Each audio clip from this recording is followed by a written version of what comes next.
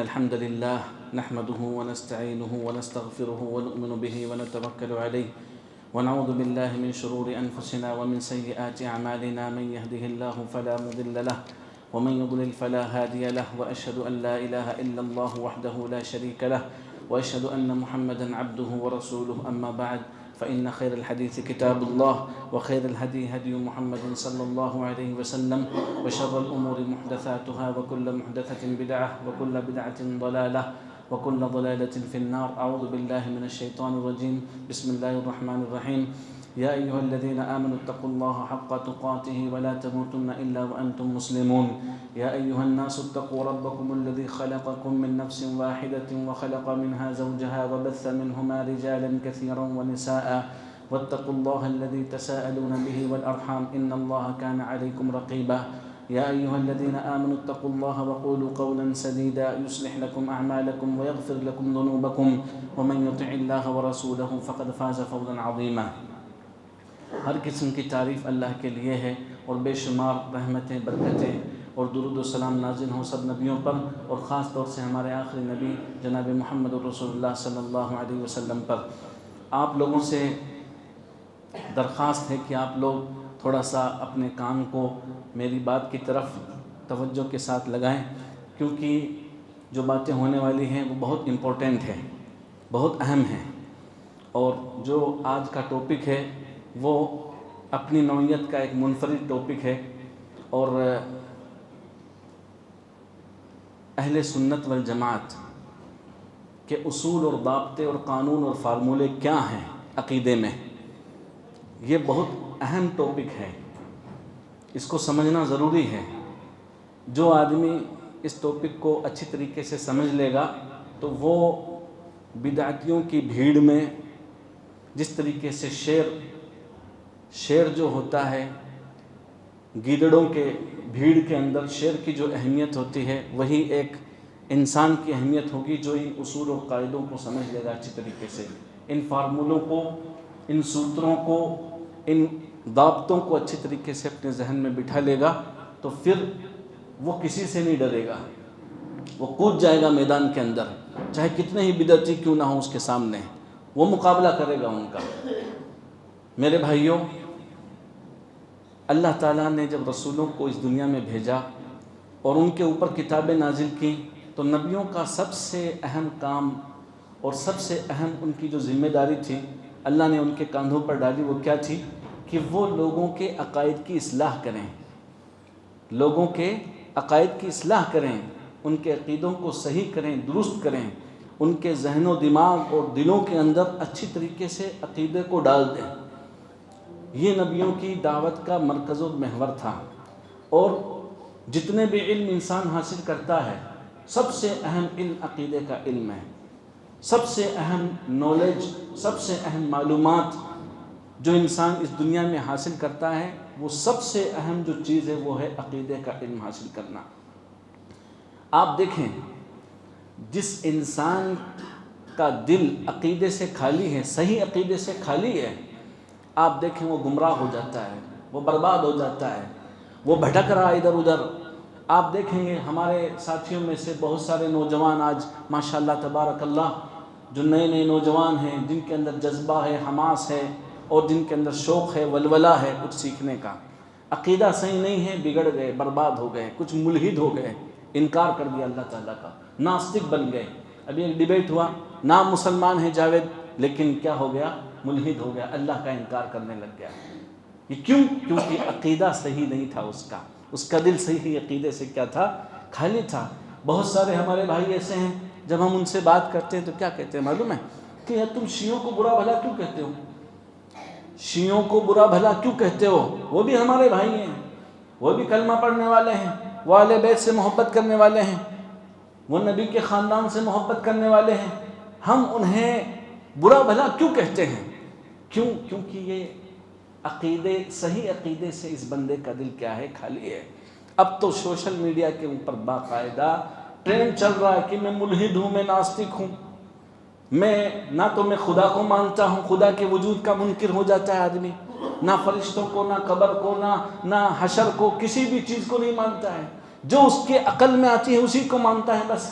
جو اس کے عقل سے دور ہے اس کو وہ نہیں مانتا ہے۔ اس لیے ضرورت اس بات کی ہے آج کے اس دور میں، اس فتنے کے دور میں، جہاں شکوک اور شبہات چاروں طرف سے انسان کو گھیرے ہوئے ہیں، جہاں نیٹ کی اس دنیا کے اندر آدمی کس کو پڑھے، کس کو سنے، کس کو نہیں سنے، عقیدہ کہاں سے لے، اپنے ایمان کی حفاظت کیسے کرے، آج کی اس دنیا کے اندر بہت مشکل کام ہو گیا ہے۔ اس لیے ہم سب کی ذمہ داری ہے، جماعت کے ذمہ داروں کی، علماء کی، خطبہ کی، طالب علموں کی، سب کی ذمہ داری ہے کہ لوگوں کے عقائد کی اصلاح کریں، چاہے جہاں پہ وہ رہیں، جس محفل میں رہیں، اسکول میں ہو، کالج میں ہو، اپنے پروگراموں کے اندر ہو، محفلوں کے اندر ہو، جہاں بھی رہیں، لوگوں کے عقیدوں کی اصلاح کرتے رہیں۔ جب تک انسان کا عقیدہ صحیح ہے وہ معمون ہے، کسی بھی چیز کا اس کو ڈر نہیں ہے، کسی بھی چیز کا اس کو خوف نہیں ہے، کوئی بھی شک، کوئی بھی شبہ اور کوئی بھی دشمن کا کوئی بھی حملہ اس کو نقصان نہیں پہنچا سکتا ہے انشاءاللہ۔ لیکن جب عقیدہ خراب ہوگا تو وہ طرح طرح کے شکوک و شبہات اس کے دماغ کے اندر پیوست ہو جائیں گے۔ اللہ کے بندو، عقیدہ کیوں ضروری ہے؟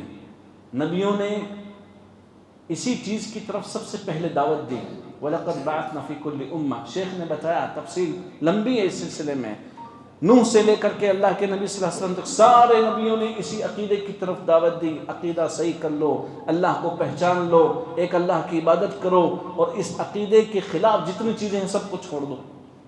انسان جو بھی عمل کرتا ہے، چاہے وہ نماز ہو، چاہے صدقہ ہو، چاہے خیرات ہو، چاہے زکوٰۃ ہو، چاہے ماں باپ کی اطاعت و فرما برداری ہو، یہ اس وقت تک قبول نہیں ہوگی جب تک کہ اس کا عقیدہ صحیح نہیں ہوگا۔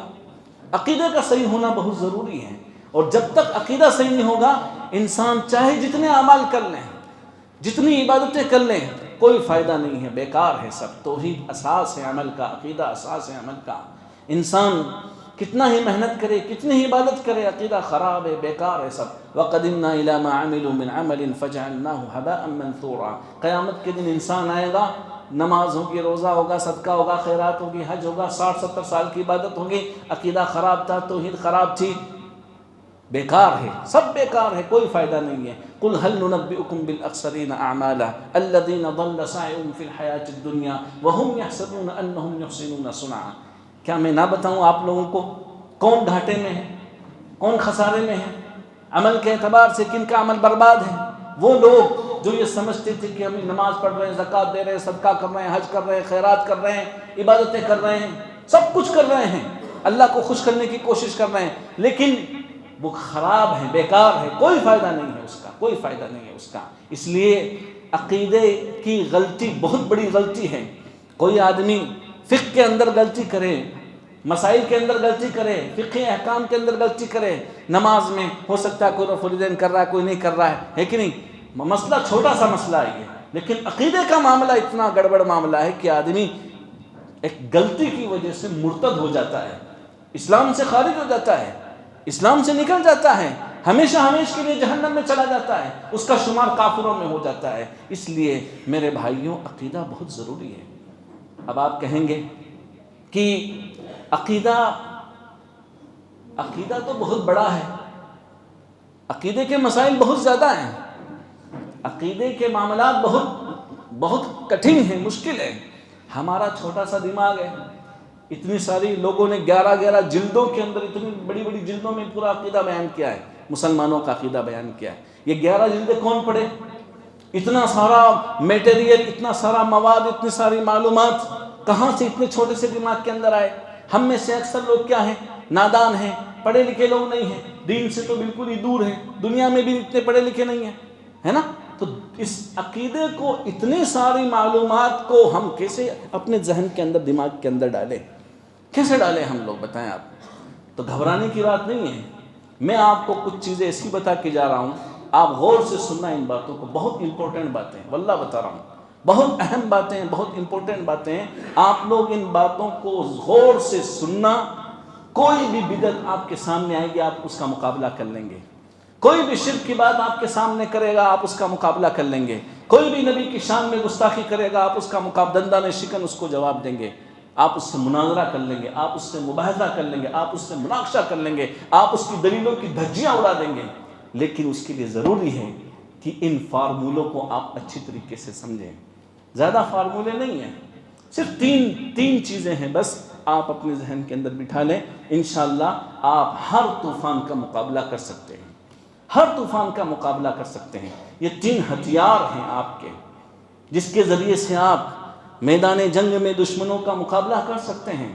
یہ بہت بڑی اور مضبوط قوت اور طاقت ہے آپ کے پاس میں، جن کے ذریعے سے ہر بدعتی کا مقابلہ آپ کر سکتے ہیں. ان کے شکوک کا، ان کے شبہات کا، ان کے جو بھی سوالات ان کی طرف سے آتے ہیں، جو بھی لوگوں کو پھنسانے کی کوشش کرتے ہیں، چاہے وہ رافضیت کی طرف سے ہو، شیعوں کی طرف سے ہو، صحابہ کے تعلق سے ہو، چاہے یہ صحابہ کی شان کے تعلق سے ہو، نبی کی شان کے تعلق سے ہو، صحابیات کے تعلق سے ہو، عقائد میں اللہ علم غیب کے تعلق سے ہو، نبی صلی اللہ علیہ وسلم کی شان کے تعلق سے ہو، کوئی بھی بات ہو، آپ ان سب کا مقابلہ کر سکتے ہیں. تمام گمراہیاں جنہیں ہم دیکھ رہے ہیں آج اپنے اس ماحول کے اندر، اس دنیا کے اندر، سب کی وجہ کیا ہے؟ سب کی وجہ یہی ہے کہ لوگ ان اصولوں کو، ان ضابطوں کو، ان فارمولوں کو اچھی طریقے سے نہیں سمجھتے ہیں. کمی آ جاتی ہے، خلل واقع ہو جاتا ہے ان کو سمجھنے میں. گمراہ کیوں ہیں بہت سارے فرقے اس دنیا کے اندر؟ 73 فرقے ہیں. کیوں گمراہ ہوئے؟ صرف ایک فرقہ ایسا ہے جو کامیاب ہے، بس جنت میں جائے گا، باقی سب گمراہ ہیں. میری امت 73 فرقوں میں بڑھ جائے گی، کلھا فی النار، سب کے سب جہنم میں، الا واحدہ، سوائے ایک فرقے کے. وہ کون ہے؟ جو ان فارمولوں کو اچھی طریقے سے سمجھتا ہے، ان پر عمل کرنے کی کوشش کرتا ہے، وہ آدمی کامیاب ہے. باقی سب کے سب کیا ہے؟ گمراہ ہیں، سب کے سب جہنمی ہیں، سب کے سب یعنی دین سے، نام دین کا ہے لیکن سب کے سب کیا ہیں؟ گمراہ ہیں. اب کیا ہیں وہ 3 فارمولے؟ میں آپ سے پوچھتا رہوں گا بیچ بیچ میں سے، آپ اچھی طریقے سے ان فارمولوں کو اپنے ذہن و دماغ کے اندر بٹھا لیں. پہلا فارمولہ کیا ہے؟ ہم اپنا عقیدہ صرف اور قرآن اور حدیث سے لیں. کس سے لیں؟ صرف قرآن اور حدیث سے ہم اپنا عقیدہ سمجھیں، چاہے وہ اللہ کے تعلق سے ہو، چاہے فرشتوں کے تعلق سے ہو، چاہے اللہ کی کتاب کے تعلق سے ہو، چاہے رسولوں کے تعلق سے ہو، چاہے آخرت کے اوپر ایمان کے تعلق سے ہو، صحابہ کے تعلق سے ہو، تقدیر کے تعلق سے ہو. بڑا گناہ کرنے والا، کبیرہ گناہ کرنے والا جہنم میں جائے گا کہ جنت میں جائے گا، اس کے تعلق سے ہو. تمام کے تمام عقائد ہم ان کی دلیلیں کہاں سے لیں؟ یا تو اللہ کی کتاب سے لیں، یا محمد رسول اللہ صلی اللہ علیہ وسلم کی حدیث سے لیں. جو بھی عقیدہ آپ بنائیں اپنے دل کے اندر اس کو بٹھائیں. کوئی بھی فکر، کوئی بھی سوچ، کوئی بھی عقیدہ جسے آپ اپنے دل کے اندر رکھیں، دیکھیں آیا اللہ کی کتاب میں اس کے لیے کوئی دلیل ہے کہ نہیں ہے، قرآن کی کوئی آیت اس کے موافق ہے کہ نہیں ہے، اللہ کے نبی صلی اللہ علیہ وسلم کی حدیث اس کے مطابق ہے کہ نہیں ہے. کیونکہ بہت سے فرقے جو اس دنیا میں گمراہ ہوئے، میں آپ لوگوں کی توجہ ادھر چاہتا ہوں، بہت سارے فرقے جو اس دنیا میں گمراہ ہوئے، انہوں نے عقیدہ قرآن اور حدیث سے نہیں لیا. کسی نے عقیدہ لیا اپنے خواب، میں نے خواب میں یہ دیکھا، اسی کے اوپر عقیدہ بنا لیا. دیکھیں گے آپ فضائل اعمال بھری پڑی ہے خوابوں کی دنیا سے. دیکھیں آپ، کسی نے اپنے عقیدے کو لیا اپنے جس فرقے کا وہ ماننے والا ہے، اس کا جو بانی ہے، اس کا جو مؤسس ہے، اس کا جو فاؤنڈر ہے، اس کی باتوں پر اپنے عقیدے کو رکھا، اس کی بنیاد اس کے اوپر رکھی. ملفوظات اعلیٰ حضرت پر اپنی بنیاد رکھی کسی نے ملفوظات حکیم اشرف علی تھانوی کے اوپر اپنی بنیاد رکھ لی. تو یہ کیا ہے؟ گمراہ ہے. کسی نے اپنے عقیدے کی بنیاد آل بیت کے اقوال اور آراء اور ان کی جو فرمودات ہیں اس کے اوپر رکھی، شیعہ گمراہ ہو گئے. کسی نے اپنے عقیدے کی بنیاد ضعیف اور موضوع اور من گھڑت روایتوں کے اوپر رکھی. سمجھ میں آیا آپ لوگوں کو؟ تو کیا ہو گئے وہ لوگ؟ گمراہ ہو گئے. کسی نے اپنے عقیدے کی بنیاد مکاشفات اور ذوق کے اوپر رکھی. اب یہ کیا چیزیں ہیں؟ صوفیوں کی دنیا میں جب آپ جائیں گے، ان کے یہاں عقیدہ کیا ہے؟ حدثنی ربی حدثنی قلبی ان ربی، میرے دل نے میرے رب سے سنا کہتے ہوئے استغفر اللہ اور عقیدہ بنا لیا. میرے صوفی کہتا ہے میرے دل نے میرے رب سے بات کی، جبکہ اللہ تعالیٰ کہتا ہے اللہ تعالیٰ کسی سے بات نہیں کرتا ہے، یا تو وحی کے ذریعے بات کرے گا او من وراء حجاب، ہے نا؟ قرآن میں اللہ تعالیٰ نے وحی کے طریقے بتائے ہیں، نبی صلی اللہ علیہ وسلم نے احادیث میں بتائے ہیں. وہی کا سلسلہ منقطع ہو چکا ہے، اب اللہ کسی سے بات نہیں کرتا ہے۔ لیکن ایک آدمی آتا ہے اس زمانے کے اندر، کہتا ہے ہم ڈائریکٹ اللہ سے سنتے ہیں، ہم ڈائریکٹ اللہ سے سنتے ہیں، ہم اللہ کی بات ڈائریکٹ سنتے ہیں۔ رسولوں کو تو فرشتے کی ضرورت پڑتی تھی، جبریل کی ضرورت پڑتی تھی، لیکن ہم ایسے ہیں کہ ہم تو ڈائریکٹ سنتے ہیں، ہمارا کانٹیکٹ ڈائریکٹ اللہ سے ہوتا ہے، ہم تو پہنچی ہوئی ہستیاں ہیں۔ تو عقیدے کو، اپنے عقیدے کی بنیاد اسی چیز کے اوپر ان لوگوں نے رکھ لی، اسی چیز کے اوپر ان لوگوں نے رکھ لی۔ اہل سنت والجماعت کا عقیدہ ہے بالاتفاق، ہم اہل حدیثوں کا، اور جتنے بھی امام مالک، امام شافعی، امام احمد، امام جتنے بھی ائمہ گزرے ہیں اس دنیا کے اندر، سب کا یہ عقیدہ ہے کہ ہم اپنا عقیدہ کہاں سے لیں گے؟ یا تو اللہ کی کتاب سے لیں گے یا نبی صلی اللہ علیہ وسلم کی حدیث سے لیں گے۔ سمجھ میں آیا؟ کچھ لوگ ایسے ہیں جو اپنے عقیدے کو اپنی عقل پر پرکھتے ہیں، عقل میں اگر یہ بات آتی ہے تو قبول کرتے ہیں، عقل میں بات نہیں آتی ہے تو اس کو قبول بھی نہیں کرتے ہیں۔ سمجھ میں آ رہا ہے آپ لوگوں کو؟ ایسے ان کو عقلانیین کہتے ہیں، جو عقل پرست لوگ ہیں، عقل کی پوجا کرتے ہیں۔ عقل کا انکار نہیں کیا جا سکتا، ہم یہ نہیں کہتے کہ عقل کو بوری میں باندھ کر کے ڈسٹ بن میں ڈال دو، نہیں، اللہ نے اس کو سمجھنے کی صلاحیت دی ہے، سوچنے کی صلاحیت دی ہے، سوچیں سمجھیں، لیکن جہاں تک اس کا حد ہے وہیں تک اس کو محدود رکھیں، اس کے حد سے باہر آپ اس کو نہ نکالیں، ورنہ آپ اللہ کے بھی منکر ہو جائیں گے۔ جتنی بھی غیبیات کی چیزیں سب کے آگے میں بتاؤں گا آپ کو تیسرے اصول کے اندر، تیسرے فارمولے کے اندر، سمجھ میں ہے نا؟ یہ بات میں آپ کو تیسرے فارمولے کے اندر بتاؤں گا، کیوں ہمیں ضرورت ہے اس بات کی کہ ہم عقیدہ قرآن اور حدیث سے لیں، ہم اس کے علاوہ کسی اور سے عقیدہ نہ لیں۔ ہم صرف عقل کو بغیر دلیل کے دلیل نہیں بنا سکتے، ہم عقل کو بغیر قرآن و سنت کے دلیل نہیں بنا سکتے ہیں۔ عقل کچھ کہتی ہے، قرآن کچھ کہتا ہے، نبی کچھ کہتے ہیں، تو ہم صرف عقل کو دلیل نہیں بنا سکتے۔ چوکڑی مار دیں، سمجھ میں آیا کہ نہیں آیا؟ چوکڑی مار دے اس کو، نہ قبول کریں۔ اللہ تعالیٰ نے اگر عقل ہی سب کچھ، سارا دار و مدار عقل کے اوپر ہی ہوتا تو رسولوں کو بھیجنے کی کیا ضرورت تھی؟ کتابوں کو نازل کرنے کی کیا ضرورت تھی؟ اس لیے علماء کا اتفاق ہے کہ ہم اپنا عقیدہ صرف اور قرآن و حدیث سے لیں گے۔ اللہ نے قرآن میں فرمایا، اس کی بہت ساری آیتیں ہیں قرآن کے اندر، وَاعْتَصِمُوا بِحَبْلِ اللَّهِ جَمِيعًا۔ اللہ کی رسی سے مراد کیا ہے؟ اللہ کی رسی سے مراد اللہ کا قرآن ہے، اللہ کی رسی سے مراد اللہ کا قرآن ہے۔ قرآن میں نجات ہے، فلاح ہے، کامیابی ہے، اور عقیدہ انسان صرف قرآن سے لے۔ وَالَّذِينَ يُمَسِّكُونَ بِالْكِتَابِ، جو لوگ کتاب کو پکڑ لیتے ہیں مضبوطی کے ساتھ، ہر معاملے میں قرآن کی دلیل دیتے ہیں، قرآن سے دلیل مانگتے ہیں، قرآن سے دلیل پوچھتے ہیں، تو یہ لوگ کامیاب ہیں۔ سمجھ لینا، الذین یتبعون الرسول النبی الامی، جو اتباع کرتے ہیں اپنے رسول کی۔ عقیدہ کہاں سے لیتے ہیں؟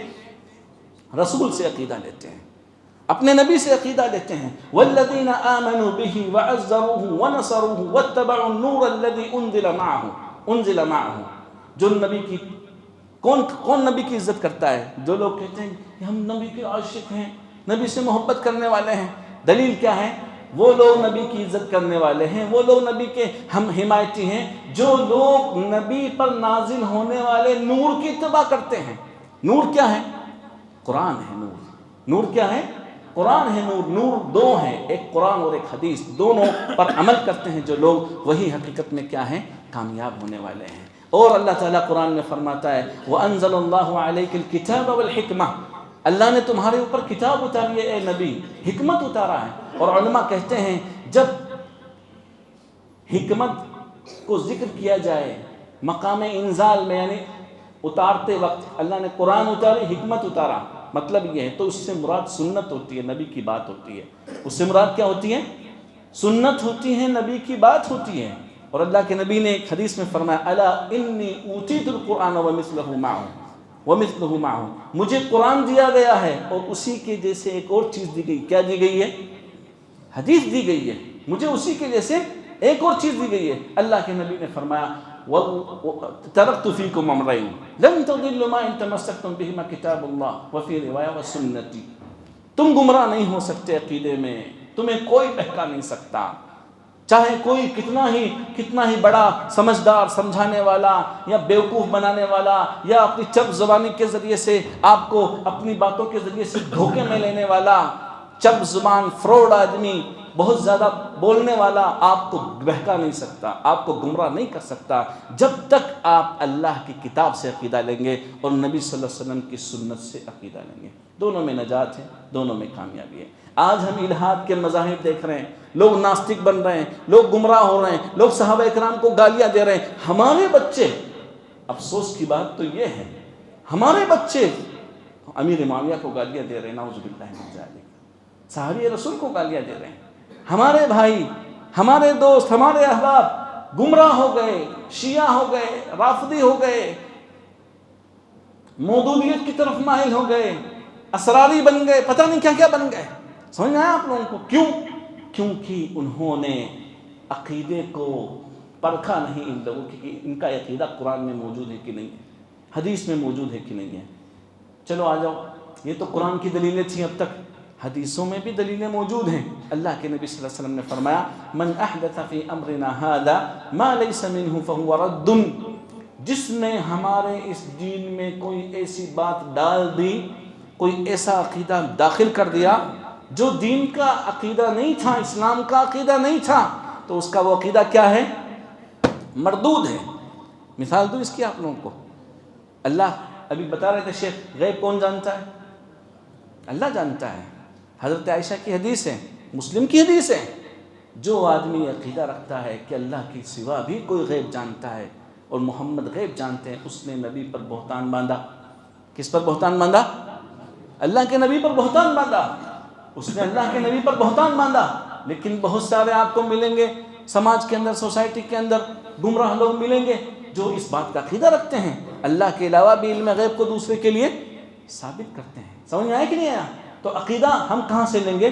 اللہ کی کتاب سے لیں گے یا محمد رسول اللہ صلی اللہ علیہ وسلم کی حدیث سے لیں گے۔ ایک اور حدیث، ابغض الناس الی اللہ ثلاثہ، اللہ کے نزدیک تین قسم کے لوگ سب سے زیادہ گمراہ ہیں، سب سے زیادہ مبغوض ہیں، ناپسندیدہ ہیں، اللہ ان کو پسند نہیں کرتا، ان سے پیار نہیں کرتا۔ کون؟ ملحد فی الحرم، حرم کے اندر الحاد کرنے والا، فساد مچانے والا اور وہاں پر لڑائی جھگڑے فتنے فساد کرنے والا، اللہ اس کو پسند نہیں کرتا ہے۔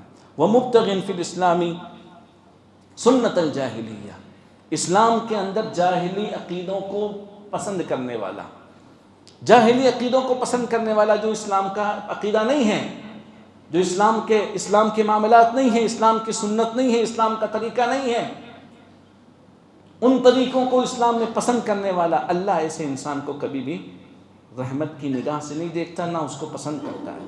سمجھ میں آیا؟ تو جس پر قرآن اور سنت کی دلیل ہے، آپ اسے اسلام سمجھیں، آپ اسے اپنا عقیدہ سمجھیں، آپ اسے اسلامی عقیدہ سمجھیں، اور جس کے اوپر قرآن اور حدیث کی دلیل موجود نہیں ہے، آپ اس کو اپنا عقیدہ نہ بنائیں کبھی بھی۔ فَإِنَّهُ مَن يَعِشْ مِنكُمْ فَسَيَرَىٰ اخْتِلَافًا كَثِيرًا، تم میں سے جو جیے گا، اللہ کے نبی نے فرمایا، وہ بہت اختلاف دیکھے گا۔ 73 فرقے ہیں، انسان کا دماغ خراب ہو جائے گا کہ کون حق پر ہے، پتہ کیسے چلے گا کون حق پر ہے؟ آپ نے فَعَلَيْكُمْ بِسُنَّتِي، تم میری سنت کو لازم پکڑنا، میری حدیث کو دیکھنا، وسنت الخلفاء، میرے خلفائے راشدین کی سنت کو دیکھنا۔ ابو بکر، عمر، عثمان نے کیا کہا اس عقیدے، ابو بکر کا عقیدہ کیا تھا، عمر کا عقیدہ کیا تھا، عثمان کا عقیدہ کیا تھا، صحابہ کرام کا عقیدہ کیا تھا، دیکھنا۔ علم غیب کے تعلق سے دیکھیں صحابہ کا عقیدہ کیا تھا، اور جتنے بھی عقیدے ہیں ان میں دیکھیں آپ کی صحابہ کرام کا عقیدہ کیا تھا۔ کبھی بھی گمراہ نہیں ہو سکتے، اللہ کی قسم۔ کل امتی یدخلون الجنہ الا من ابا، ساری میری امت جنت میں جائے گی سوائے اس کے جس نے انکار کیا۔ پوچھا گیا کس نے انکار کیا؟ کہا من اطاعنی دخل الجنہ، جو میری عقیدے کے مطابق عقیدہ رکھے گا وہ جنت میں جائے گا۔ ومن عصانی، جس نے میرے عقیدے کے مطابق عقیدہ نہیں رکھا وہ کس میں جائے گا؟ اس نے انکار کیا میرا، اور جو میرا انکار کرے گا اس کا ٹھکانہ کیا ہے؟ جہنم ہے، اس کا ٹھکانہ جہنم ہے۔ ایک اور مثال میں آپ لوگوں کو دیتا ہوں۔ اللہ کے نبی صلی اللہ علیہ وسلم نے مثال دی، خواب بیان کیا کہ دو لوگ میرے پاس آئے، لمبا چوڑا خواب ہے، اس کے اندر بیان کیا گیا کہ ایک آدمی ہے جس نے گھر بنایا، لوگوں کو بلایا، گھر میں دعوت رکھی، کھانے پینے کا بہترین سا انتظام کیا، تو جس نے اس کی دعوت کو قبول کر لی وہ نعمت میں رہا، اچھا رہا، جس نے دعوت قبول نہیں کی وہ نقصان میں رہا۔ تو اللہ کے نبی صلی اللہ علیہ وسلم آپ نے فرمایا وَأَنَا النَّذِيرُ الْعُرْيَانُ، میں تم کو کھلم کھلا ڈرانے والا ہوں، میں تمہیں، ایک حدیث میں آتا ہے میں تمہیں ایک تمہارے سامنے ایک لشکر ہے، تمہارا دشمن کھڑا ہے تمہارے سامنے، میں تمہیں ڈرا رہا ہوں اس لشکر سے، اس لشکر سے میں تمہیں ڈرا رہا ہوں، خبردار، ہوشیار، وہ کبھی بھی تمہارے اوپر حملہ کر سکتا ہے۔ جنہوں نے بات مان لی نبی کی وہ کامیاب ہو گئے، جنہوں نے نبی کی بات نہیں مانی وہ کیا ہو گئے؟ ناکام ہو گئے، نامراد ہو گئے، برباد ہو گئے، خسانے میں رہے وہ لوگ۔ سمجھ میں آیا کہ نہیں آیا؟ تو یہ جتنی بھی عقیدے کے تعلق سے جو باتیں ہیں، جو دشمن ہیں، آج ہمارے دشمن کون ہیں بتائیں آپ؟ آج ہمارے سامنے کون سا لشکر کھڑا ہے؟ شیعیت کا ہمارے سامنے لشکر، ہمارا دشمن شیعہ، ہمارے دشمن کھڑے ہمارے سامنے۔ صوفیہ حضرات جو اس عقیدے کے مخالف ہیں، جو عقیدہ اللہ کے نبی صلی اللہ علیہ وسلم نے ہمیں دیا ہے، وہ ہمارے سامنے کھڑے ہیں، ہمارے سامنے کھڑے ہیں۔ شکوک، طرح طرح کے شکوک پیدا کر رہے ہیں لوگ، صحابہ کے تعلق سے، دین کے تعلق سے، صحیح عقیدے کے تعلق سے دماغ خراب کر کے رکھ دیا ہے۔ کس کی بات مانے، کس کی بات نہ مانے۔ آج کے اس زمانے کے اندر بہت سارے لوگ ڈیبیٹ کر رہے ہیں اور باتیں اپنے ہر طریقے سے لگا ہوا ہے حق کو دبانے کے لیے، لیکن آپ کے پاس اگر یہ اصل یہ فارمولے رہیں گے، اللہ کی قسم کبھی بھی آپ گمراہ نہیں ہو سکتے۔ آپ صلی اللہ علیہ وسلم نے ایک دوسری حدیث میں فرمایا، میری مثال اور تمہاری مثال اس آدمی کی طرح سے ہے جس نے آگ جلائی۔ سمجھ میں آیا؟ آگ جلائی، آگ جلانے کی وجہ سے پتنگے اڑ کر کے آ کر کے آگ میں گرنے لگے۔ ابھی کل بارش ہوئی تھی، گھروں کے اندر چھوٹے چھوٹے وہ پتنگے آ گئے، چھوٹے چھوٹے کیڑے مکوڑے جن کے پر تھے گھومنے لگے۔ اللہ کے نبی نے کہا اس آدمی نے آگ لگائی، وہ کیڑے مکوڑے آ کر کے اس کے اندر میں بچا رہا ہوں تم لوگوں کو جہنم سے، تم بھی اسی طریقے سے جہنم میں گر رہے ہو، غلط عقیدہ خراب کر رہے ہو، اپنی عبادتیں خراب کر رہے ہو، اپنے افکار خراب کر رہے ہو، اپنے معاملات خراب کر رہے ہو، جہنم کی طرف بھاگ رہے ہو، میں تمہیں پکڑ پکڑ کے جنت کی طرف لے جا رہا ہوں، پکڑ پکڑ کے جنت کی طرف لے کر کے چلا جا رہا ہوں۔ سمجھ میں آیا کہ نہیں آیا؟ تو یہ صحابہ کرام نے بھی اس چیز کو ہمیں دیا ہے کہ عقیدہ کہاں سے لینا ہے؟ قرآن سے۔ عقیدہ کہاں سے لینا ہے؟ حدیث سے عقیدہ لینا ہے۔ حضرت عبداللہ بن مسعود فرماتے ہیں، اتبعوا ولا تبتدعوا فقد کفیتم، تم اتباع کرو بس۔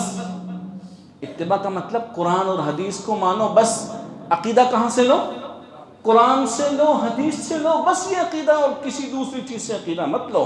نئی نئی چیزیں دین میں عقیدے کے تعلق سے داخل مت کرو، تمہارے لیے قرآن حدیث کافی ہے بس۔ خلاص قرآن اور حدیث آ گئی، اطیعوا اللہ واطیعوا الرسول، بس اللہ کی اطاعت، رسول کی اطاعت، قرآن اور حدیث بس، اس سے زیادہ آگے مت بڑھنا۔ ایک دوسرے اثر میں عبداللہ بن مسعود فرماتے ہیں، انا نتبع، ہم کیا کرتے ہیں؟ اتباع کرتے ہیں، یعنی ہم قرآن اور حدیث کو فالو کرتے ہیں۔ ولا نبتدع، اپنی طرف سے کوئی عقیدہ نہیں بناتے ہیں، اپنی طرف سے کوئی بات ہم ایجاد نہیں کرتے ہیں۔ ونقتدی، ہم کس کی پیروی کرتے ہیں؟ کس کے پیچھے چلتے ہیں؟ جہاں قرآن ہمیں لے جاتا ہے، جہاں اللہ کے نبی صلی اللہ علیہ وسلم کی حدیث ہمیں لے جاتی ہیں، ہم اس کے پیچھے چلتے ہیں۔ ولا نبتدع، ہم اپنی طرف سے دین میں کوئی نئی بات ایجاد نہیں کرتے ہیں۔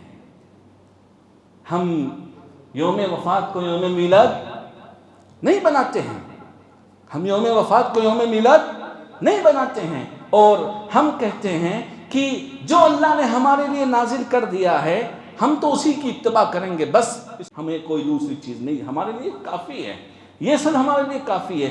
جب تک آپ اس اصل کو، کون سی، اس فارمولے کو، کون سا فارمولہ؟ بولو بولو، قرآن اور حدیث کو ہم لیں گے۔ ایک دوسرا فارمولہ اور میں آپ لوگوں کے سامنے بیان کر رہا ہوں، اس کو بھی اس کے ساتھ ملانا ضروری ہے۔ پلس پلس کو، دو پلس کو ایک ساتھ ملانا ضروری ہے۔ جب تک دوسرے فارمولے کو پہلے فارمولے کے ساتھ نہیں ملائیں گے تب تک آپ کامیاب نہیں ہوں گے۔ کیوں؟ کیونکہ بہت سارے فرقے، بہت سارے حق کے دشمن ایسے ہیں آج اس دنیا میں جو پہلے فارمولے پر عمل کرتے ہیں لوگوں کو دھوکہ دینے کے لیے۔ کوئی بھی مسئلہ بیان کریں گے عقیدے کا، کہیں گے دیکھو قرآن کی دلیل ہے، دیکھو حدیث میں ایسا آیا ہے، دیکھو آیا ہے حدیث میں۔ آپ مناظرہ کر لیں کسی سے بھی، کسی بدعتی سے مناظرہ کر لیں آپ لوگ، ان کے پاس ڈھیر ساری دلیلیں ہوں گی، آپ سے زیادہ دلیلیں ہوں گی قرآن اور حدیث کی، تو آپ کہیں گے یار وہ بھی قرآن کی دلیل دیتا ہے، تم بھی قرآن کی دلیل دیتے ہو، اس کے پاس زیادہ دلیل ہے، تمہارے پاس کم دلیلیں ہیں، اس کا مطلب حق پر وہ ہے، اور تم خود کہتے ہو کہ جہاں قرآن اور حدیث ملے اس کو لے لو، تو اس کی دلیل اس کا مطلب مضبوط ہے۔ تو کچھ اس طرح کے فرقے موجود ہیں، بلکہ بہت سارے کے سارے موجود ہیں۔ شیعہ بھی آپ کو جب کوئی دلیل دے گا تو قرآن سے دلیل دے گا اپنے عقیدے کی، سمجھنا اس بات کو۔ کوئی بدعتی صوفی قبوری مشرک آپ کو کسی دلیل دے گا کوئی عقیدے کی تو وہ قرآن کی دلیل دے گا، کہے گا قال اللہ قال رسول اللہ، اللہ کے نبی نے کہا ہے، قرآن نے کہا ہے، اللہ نے کہا ہے، قرآن سے دلیل دے گا۔ تو جب تک اس پہلے سوتر کو، فارمولے کو دوسرے فارمولے کے ساتھ آپ نہیں ملائیں گے تب تک آپ سیدھے راستے پر نہیں ہیں۔ دوسرا فارمولہ کیا ہے؟ دوسرا فارمولہ سن لیں، اللہ نفہم اجلۃ الکتاب والسنۃ الا علی مقتضی فہم سلف الامہ۔ عربی میں نے بیان کیا اس کو، اس کا ترجمہ یہ ہوتا ہے کہ ہم قرآن اور حدیث کو سمجھیں گے، کیا اپنی طرف سے سمجھیں گے جو ہماری عقل میں آئے گا؟ بتاؤ کس کے فہم پر سمجھیں گے؟ صحابہ نے جیسا سمجھا ہے ویسے ہمیں سمجھنا ہے قرآن اور حدیث کو۔ سارے فتنوں کی جڑ یہی اصل کے اندر خلل ہے۔ اس اصل کے اندر خلل کی وجہ سے، نقص کی وجہ سے، اس کو نہ اپنانے کی وجہ سے پورا بگاڑ پیدا ہو رہا ہے۔ پورے عقیدوں میں جتنا بھی بگاڑ پیدا ہو رہا ہے اس اصل کو نہ سمجھنے کی وجہ سے۔ سمجھنا اس چیز کو، ہمیں قرآن اور سنت کو سمجھنا ہے، لیکن کیسے؟ جیسے صحابہ نے سمجھا ہے۔ کیوں ہم صحابہ کی سمجھ کو کیوں سمجھیں؟ وہ تو یار 1400 سال پہلے کے لوگ تھے، کیا ہمارے باپ دادا جو 500-600 سال پہلے چلے گئے ہم کہیں ہم ان کی سمجھ پر عمل کریں گے؟ لوگ کہیں گے پاگل ہو گیا ہے، وہ 600 سال پہلے اس دنیا سے چلے گئے، وہ اپنی زندگی کے اعتبار سے انہوں نے اپنے اپنے رسم و رواج بنائے تھے، ہم تو ایڈوانس لوگ ہیں، ہم تو 14ویں صدی کے لوگ ہیں، ہم تو 21ویں صدی کے لوگ ہیں، ہم تو ایڈوانس لوگ ہیں، ہماری عقلیں ان سے بہت تیز ہیں، ہمارے پاس دماغ ان سے اچھا دماغ ہے، تو ہمیں ان کی سمجھ کی کیا ضرورت ہے؟ ضرورت اللہ نے ان کی سمجھ کا تزکیہ کیا ہے، ان کی سمجھ کو سراہا ہے، انہوں نے جو سمجھا ہے قرآن اور حدیث کو اللہ تعالیٰ نے ان کی تعریف کی ہے۔ اور کیوں ہم ان کی سمجھ کو نہ سمجھیں، ان کی سمجھ کے مطابق اور اپنا عقیدہ نہ بنائیں؟ کیوں؟ غور سے سنیں باتوں کو، تھوڑا آپ لوگ ادھر ادھر متوجہ نہ ہو، بڑی اہم اور قیمتی باتیں ہیں، بڑی اہم اور قیمتی باتیں اللہ کے بندو، تھوڑا غور سے سنیں ان باتوں کو، ٹھیک ہے؟ کیوں نہ بنائیں ہم؟ کیونکہ انہوں نے نبی کے ساتھ زندگی گزاری ہے، ہم نے گزاری ہے، ہم نے نبی کو دیکھا، انہوں نے قرآن کو نازل ہوتے ہوئے دیکھا ہے، قرآن کو اس وقت تک اس پر عمل نہیں کیا جب تک کہ اس کو سمجھ نہیں لیا، سمجھ میں آیا کہ نہیں آیا؟ جب تک کہ اس کو سمجھ نہیں لیا اس وقت تک اس پر عمل نہیں کیا۔ ایک صحابی کہتے ہیں مجھے معلوم ہے فلاں آیت کب نازل ہوئی، کس وقت نازل ہوئی، کس کے بارے میں نازل ہوئی، کیوں نازل ہوئی، مجھے سب کچھ اس بات کا علم ہے۔ اللہ کے نبی ان کے بیچ میں موجود تھے، کوئی بھی مشکل پیش آتی، کوئی بھی پریشانی پیش آتی کسی عقیدے کو سمجھنے میں، اللہ کے نبی موجود تھے، پوچھ لیتے تھے، اور اس میں کوئی شنکا اور کوئی شک اور شبہ انہیں نہیں ہوتا تھا، بالکل جھجکتے نہیں تھے، پوچھ لیتے تھے۔ اور پھر لقد رضی اللہ عن المؤمنین، اللہ ان سے راضی ہو گیا، اللہ ان سے راضی ہو گیا۔ کیا اللہ ایسے انسان سے راضی ہوگا جس کا عقیدہ خراب ہو؟ بتائیں کیا اللہ ایسے انسان سے راضی ہوگا جس کا عقیدہ خراب ہو؟ کبھی بھی راضی نہیں ہوگا۔ جس کا عقیدہ خراب ہے وہ تو جہنمی ہے، اور اللہ نے کہا ان کے لیے جنت کا وعدہ کیا ہے، محمد الرسول اللہ۔ دیکھو تعریف، دوسری تعریف اللہ کی، والذین معه اشداء علی الکفار رحماء بینہم تراہم رکعا سجدا یبتغون فضلا من اللہ ورضوانا۔ اللہ نے تعریف کی ہے، سیماہم فی وجوہہم من اثر السجود ذلک مثلہم فی التوراۃ والانجیل۔ اللہ نے تعریف کی ہے، اللہ نے فرمایا آگے ان کے لیے مغفرت ہے اور اجر عظیم ہے۔ محمد اور محمد کے ساتھ جو لوگ ہیں مومنوں کے لیے نرم ہیں، کافروں کے لیے سخت ہیں، ان کے چہروں سے ان کی خوبیاں ظاہر ہوتی ہیں، ان کی مثالیں اچھی مثالیں توریت میں بھی ہیں، انجیل میں بھی ہیں۔ اللہ نے تعریف کی ہے۔ اللہ کس کی تعریف کرے گا؟ جس کا عقیدہ خراب ہوگا اس کی تعریف کرے گا اللہ؟ کبھی بھی تعریف نہیں کرے گا جس کا عقیدہ خراب ہوگا، بلکہ اللہ اس کی تعریف کرے گا جس کا عقیدہ کیا ہوگا؟ جس کا عقیدہ صحیح ہوگا۔ السابقون الاولون من المہاجرین والانصار، یہ ایک اور قرآن کی آیت ہے۔ رضی اللہ عنہم، اللہ ان سے راضی ہو گیا، ورضوا عنہ، وہ بھی اللہ سے راضی ہو گئے، وأعد لهم جنات، اللہ نے کہا اللہ نے ان کے لیے جنتیں تیار کر کے رکھی ہوئی ہیں۔ تو جس کے عقیدے میں خرابی ہوگی وہ اس کے لیے جنت تیار کرے گا اللہ تعالیٰ؟ نہیں کرے گا کبھی بھی۔ ان کے عقیدے بہت اچھے تھے، علم کے اعتبار سے وہ بہت پختہ تھے، انہوں نے وحی کو نازل ہوتے ہوئے اپنی آنکھوں کے سامنے دیکھا، اس کے اوپر عمل کیا۔ جس انسان کے اوپر وحی نازل ہوئی ان کو انہوں نے اپنی آنکھوں سے دیکھا، عمل کرتے ہوئے دیکھا، اس لیے ان کی سمجھ کیا تھی؟ سب سے اچھی سمجھ تھی، سب سے پختہ سمجھ تھی۔ اس لیے ہمیں بھی قرآن اور حدیث کو ان کی سمجھ کے اوپر سمجھنا چاہیے، ان کی سمجھ کے اوپر سمجھنا چاہیے۔ ہمیں اپنے عقیدے کی بنیاد صحابہ کی سمجھ کے اوپر رکھنا چاہیے۔ اور بہت سارے فرقے جو گمراہ ہوئے بعد میں آنے والے، وہ کیوں گمراہ ہوئے پتہ ہے آپ لوگوں کو؟ آپ لوگوں کو معلوم ہے کیوں گمراہ ہوئے؟ کیونکہ انہوں نے اپنے عقیدے کی بنیاد کس پر رکھی؟ اپنے خود ساختہ بنائے ہوئے اصولوں اور فارمولوں کے اوپر رکھی، خود اپنا عقیدہ بنا لیا۔ ابھی مودی صاحب نے بہت فارمولے بیان کیے ہیں میتھس کے، معلوم ہے آپ لوگوں کو؟ لوگوں نے کہا یہ کون سے فارمولے بھائی؟ لوگوں نے کہا یہ کون سے فارمولے بیان کر رہے ہیں؟ جو من میں آیا وہ بک دیا، جو من میں آیا وہ بول دیا، الٹے سیدھے فارمولے جو نہ تو میتھس کے جو لوگ ماہرین ہیں وہ جانتے ہیں، نہ کوئی دوسرا انسان جانتا ہے۔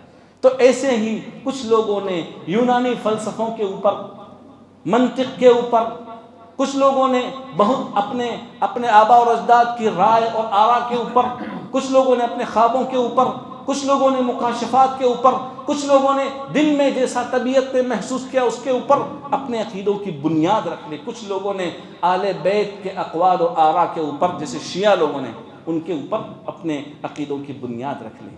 تو میرے بھائیوں، جب بھی کبھی آپ کے سامنے کوئی آدمی کوئی قرآن پیش کرے، کوئی حدیث پیش کرے، اور یہ باطل فرقے سب قرآن اور حدیث پیش کرتے ہیں، دیکھو ہم نے اتنی دلیلیں دی، اتنی دلیلیں دی، آیا اس دلیل سے جو تم نے دی ہیں اپنے عقیدے کو بیان کرنے کے لیے، ثابت کرنے کے لیے، اس دلیل سے جو بات تم سمجھ رہے ہو، کیا صحابہ نے وہ بات سمجھی ہے؟ اصل مسئلہ یہ ہے، اصل مسئلہ تم سمجھ کیسے رہے ہو اس کو؟ میں آپ کو پوچھ رہا ہوں کہ مجھے جانا ہے دلی، اور آپ راستہ بتا رہے ہو جاؤ جودھ پور، ادھر ہے دلی، تو کیا گمراہ ہو گئے کہ نہیں ہو گئے؟ بتائیے آپ لوگ۔ یہی معاملہ ہے سارے فرقوں کا، سارے مسئلوں کا۔ مثال دیتا ہوں میں آپ لوگوں کو، دیکھو لوگ کیسے گمراہ ہوئے جب انہوں نے صحابہ کی سمجھ پر عقیدے کو نہیں سمجھا، قرآن اور حدیث کی دلیلوں کو نہیں سمجھا۔ قرآن میں اللہ تعالیٰ فرماتا ہے اللہ کے دیدار کے تعلق سے، ایک فرقہ ہے معتزلہ، معتزلہ ایک فرقہ ہے، انہوں نے انکار کر دیا اللہ کے دیدار کا۔ اللہ کا دیدار سمجھتے ہیں آپ لوگ؟ اللہ کا دیدار سمجھتے ہیں؟ کیا مطلب؟ ہم اللہ کو دیکھیں گے، قیامت کے دن دیکھیں گے جنت میں؟ یہ سارے اہل سنت والجماعت کا عقیدہ ہے کہ مومن اللہ کو جنت میں دیکھیں گے، اللہ تعالیٰ دیدار کروائیں گے۔ لیکن معتزلہ کیا کہتے ہیں کہ اللہ تعالیٰ کو مومن لوگ نہیں دیکھیں گے، انکار کر دیا اللہ کے دیدار کا، اللہ کی رؤیت کا۔ اور کیوں ایسے انکار کر دیا؟ ان کے پاس دلیل ہے۔ جب ان سے جا کر آپ پوچھو گے بھائی کیوں انکار کرتے ہو تم؟ کہا ہمارے پاس قرآن کی دلیل ہے۔ قرآن کی دلیل کیا ہے؟ قرآن کی دلیل یہ ہے وَلَمَّا جَاءَ مُوسَىٰ لِمِيقَاتِنَا وَكَلَّمَهُ رَبَّهُ قَالَ رَبِّ أَرِنِي أَنظُرْ إِلَيْكَ قَالَ لَن تَرَانِي وَلَكِنْ انظُرْ إِلَى الْجَبَلِ فَإِنِ اسْتَقَرَّ مَكَانَهُ فَسَوْفَ تَرَانِي۔ جب موسیٰ علیہ السلام اللہ سے گفتگو کرنے کے لیے آئے، اللہ نے ٹائم دیا تھا ملنے کا، ملاقات کا، بلایا تھا اپنے پاس کوہ طور کے اوپر، ہے نا؟ تو موسیٰ گئے، کہا اللہ میں تجھے دیکھنا چاہتا ہوں۔ قال لن ترانی، کبھی نہیں دیکھ پاؤ گے۔ کیا کہا؟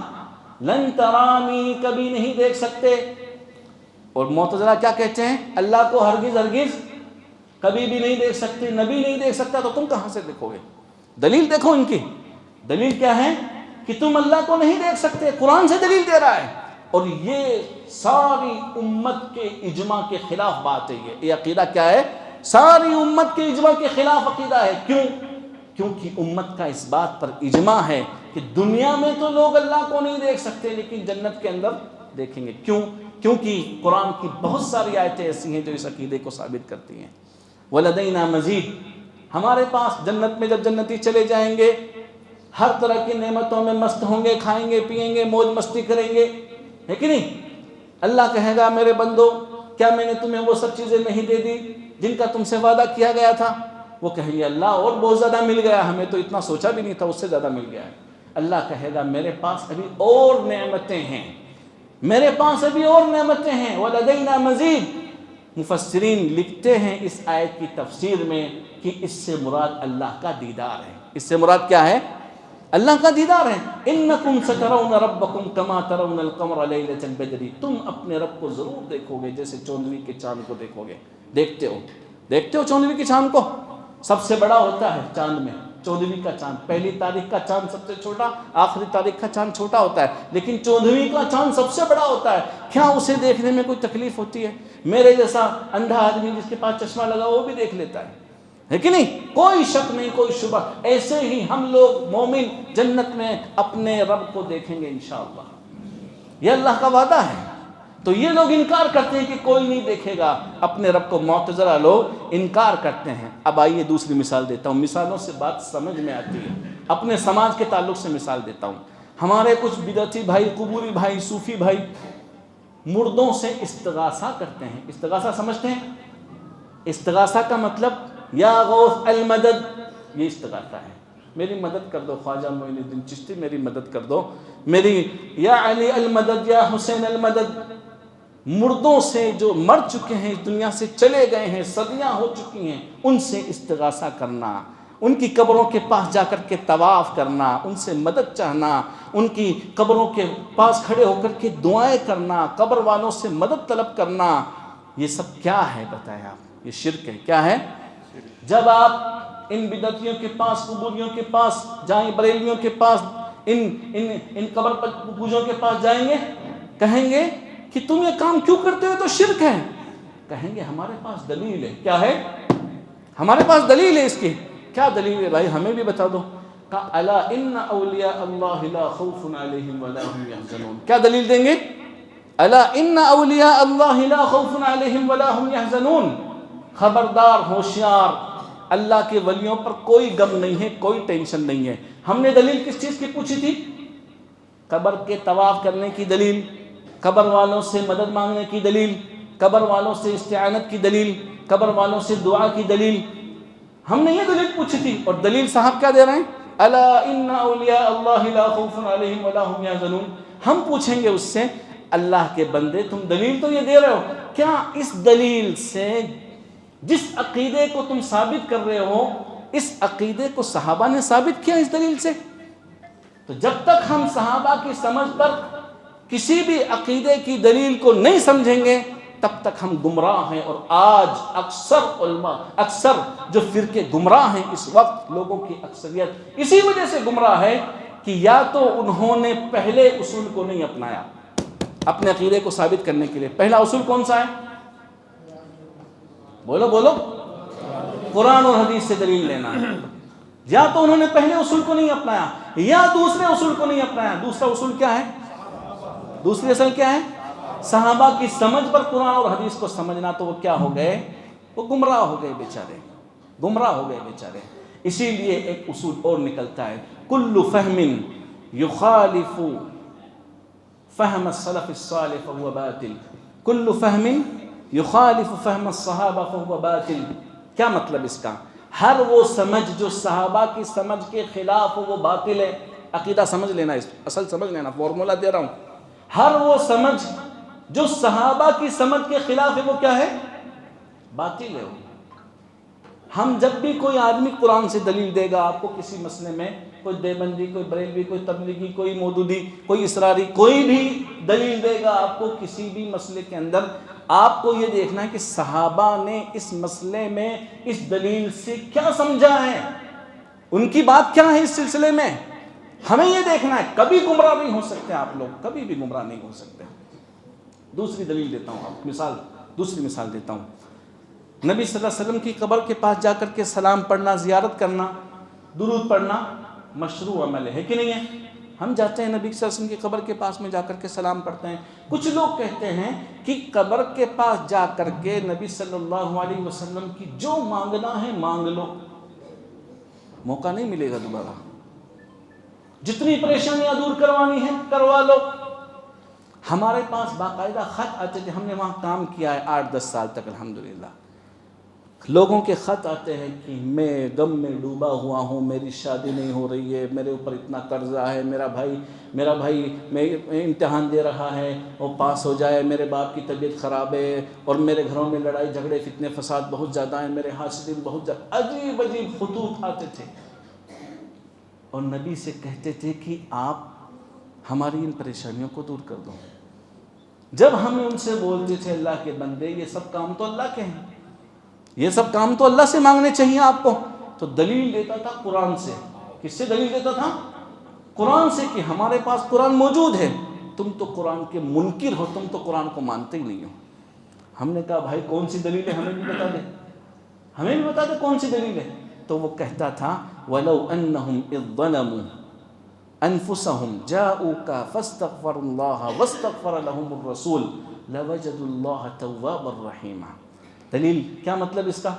اس کا مطلب یہ ہے کہ جب تم اپنی جانوں پر ظلم کر بیٹھو اور نبی کے پاس آؤ، نبی کے پاس آ کر کے استغفار کرو اللہ سے، یعنی اللہ سے استغفار کرو، نبی بھی تمہارے لیے استغفار کریں، اللہ تمہارے گناہوں کو معاف کر دے، تو اللہ کو تواب، توبہ قبول کرنے والا، گناہوں کو معاف کرنے والا، رحم کرنے والا پاؤ گے۔ یہ دلیل ہے ہمارے پاس میں۔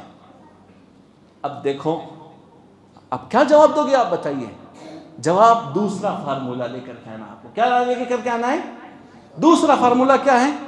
ہم دیکھیں گے کہ صحابہ نے اس آیت سے یہ مطلب سمجھا ہے جو آپ لوگ سمجھ رہے ہو، ہم یہ دیکھیں گے۔ اب اگر وہ مطلب سمجھا ہے تو اس کا مطلب آمنا و صدقنا، آپ کی بات صحیح ہے۔ اگر یہ مطلب نہیں سمجھا ہے تو سمجھیں کہ یہ باطل عقیدہ ہے، ہر وہ فہم، ہر وہ سمجھ جو صحابہ کی سمجھ کے خلاف، فہوا باطل، فہوا باطل، وہ کیا ہے؟ باطل ہے، باطل ہے، باطل ہے، چوکڑی مار دو۔ سمجھ میں آ رہا ہے کہ نہیں آ رہا ہے؟ چوکڑی مار دو اس کے اوپر، اس کو سننا ہی نہیں ہے۔ صحابہ نے اس آیت سے یہ مطلب نہیں سمجھا جس سے ایک قبوری، ایک بدعتی، ایک بریلوی، ایک قبر پرست تو سمجھ رہا ہے، اس آیت سے صحابہ نے یہ مطلب نہیں سمجھا ہے، بلکہ صحابہ اس آیت سے یہ سمجھتے تھے کہ آپ کی زندگی میں 63 سالہ زندگی میں، نبی بنائے جانے کے بعد 23 سالہ زندگی میں، جب کبھی کسی کو کوئی پریشانی آتی تھی، کسی کی آنکھ کا مسئلہ ہو گیا، اللہ کے نبی دعا کر دو، آپ نے دعا کی، ٹھیک ہو گیا۔ ایک عورت آئی، مرغی آ رہی ہے، آپ دعا کی، دعا کی، ٹھیک ہو گیا۔ ایک آدمی آیا، بارش نہیں ہو رہی ہے، بارش کی دعا کی، بارش ہونے لگی۔ تو یہ زندگی میں، آپ کی زندگی میں اس آیت کا مطلب ہے، نہ کہ مرنے کے بعد ہے۔ مرنے کے بعد کسی بھی صحابی سے ثابت نہیں ہے کہ جب ان کے اوپر قحط آتا تھا، بارش نہیں آتی تھی، نبی کی قبر کے پاس آ کر کے کھڑے ہو کر کے بولتے کہ ہم دنیا میں بھی آتے تھے جب آپ زندہ تھے، اور اب آخرت کی زندگی میں جب آپ اس دنیا سے چلے گئے، ہمارے آپ ہی ہیں سب کچھ، بارش کے لیے دعا کر دیجئے۔ سمجھ میں آیا؟ کبھی کسی صحابی سے ثابت نہیں ہے، بلکہ ایک مرتبہ حضرت عمر کے زمانے میں بارش نہیں ہو رہی تھی، تو آپ نے اپنے چچا عباس سے کہا قم یا عباس فادع اللہ لنا، اے عباس کھڑے ہو جاؤ اور دعا کرو ہمارے لیے، ہمارے لیے دعا کرو، اللہ بارش نازل فرمائے۔ اللہ نے بارش نازل فرمائی، عباس نے دعا کی، اور کیا کہا عمر نے؟ انا کننا نتوسل، اے اللہ انا کننا نتوسل بنبیک، اے اللہ ہم تیرے نبی کو دعا کے لیے کہتے تھے جب وہ ہمارے بیچ میں موجود تھے، اب اس دنیا سے چلے گئے۔ وَإِنَّا نَتَوَسَّلُ إِلَيْكَ بِعَمِّ نَبِيِّنَا، اور اب ہم کس کا واسطہ بنا رہے ہیں؟ تیرے نبی کے چچا کو واسطہ بنا رہے ہیں، ان کو دعا کے لیے کہہ رہے ہیں۔ وعلیکم السلام۔ تو آپ ہماری دعا کو سن لیجئے۔ تو میرے بھائیوں، یہ ساری چیزیں ہیں جو بات بیان کرنے کی ہیں۔ ایک اور دلیل لے لیجئے، وسیلے کے تعلق سے بڑا بکھیڑا کھڑا کیا جاتا ہے کہ نہیں کیا جاتا ہے؟ اللہ کے بندے، وسیلے سے مراد کیا ہے یہ بتاؤ آپ؟ قرآن میں 2 جگہ وسیلے کا ذکر آیا ہے، کتنی؟ 2 آیتوں میں، شاید 2 آیتوں میں وسیلوں کا ذکر آیا ہے۔ یا ایھا الذین آمنوا اتقوا اللہ وابتغوا الیہ الوسیلہ، اس تک وسیلہ پکڑو اللہ تک پہنچنے کے لیے۔ متفق ہیں تمام مفسرین اس بات پر، 95% تفسیریں اٹھا کر کے دیکھ لیں جو معتبر تفاسیر ہیں، جو معتبر، جن میں وہ بھی متفق ہے اور ہم بھی متفق ہے کہ یہ بڑی اچھی تفسیریں ہیں، آپ اٹھا کر کے دیکھ لیں، سب میں یہی بات بیان ہے کہ وسیلے سے مراد کیا ہے؟ ما یتقرب به الی اللہ، ہر وہ چیز جس کے ذریعے اللہ تک پہنچا جا سکے، ہر وہ چیز جس کے ذریعے اللہ تک پہنچا جا سکے. اور نیک اعمال ظاہر سی بات ہے ہم اللہ تک پہنچتے ہیں ان کے ذریعے سے، بفعل الطاعات و ترک المنکرات، یہ وسیلہ ہے. نیکیاں کر کے گناہوں کو چھوڑ کر کے اللہ تک پہنچو. اس آیت میں وسیلے سے مراد کیا ہے؟ یہ وسیلہ نہیں ہے کہ آپ قبر والے کو وسیلہ اور واسطہ جا کر کے بنائیں، اس کی جاہ کا، اس کی منزلت کا، اس کے مرتبت کا، اس کے مقام و مرتبے کا واسطہ بنائیں. یہ قطعاً مراد نہیں ہے اس سے. لیکن ہمارے بھائی دلیل میں آپ دیکھو قرآن میں ہے، دیکھو قرآن میں ہے، بیان کرتے کہ نہیں. تو جب تک آپ کے پاس یہ دوسرا فارمولہ نہیں ہوگا آپ کسی بھی بدعتی کا مقابلہ نہیں کر سکتے، کیونکہ ان کے پاس جھوٹی من گھڑت اور جو دلیلیں وہ دیتے ہیں وہ دلیل بنتی نہیں ہے. ایسی دلیلیں ان کے پاس بہت ساری ہیں.